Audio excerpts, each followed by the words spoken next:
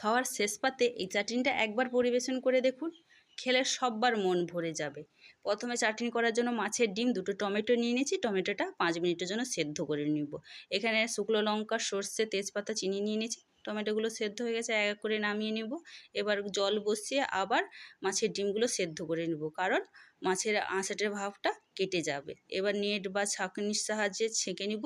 ছাঁকা হয়ে গেছে, এবার টমেটোগুলো হাত দিয়ে পেস্ট করে বীজ আর খোসাগুলো আলাদা করে জুসটা বের করে নেব।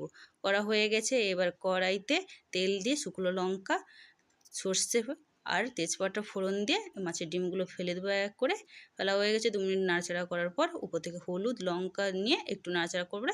এবার টমেটো জুসগুলো দিয়ে দেবো, পরিমাণ মতন জল দিয়ে দেবো, পরিমাণ মতন চিনি, পরিমাণ মতন নুন দিয়ে দেবো। 2 মিনিট ফোটানোর পর তৈরি হয়ে যাবে টমেটো দিয়ে মাছের ডিমের চাটনি। রান্না যদি কারোর ভালো লেগে থাকে তাহলে একটা সাবস্ক্রাইব করে দেবেন।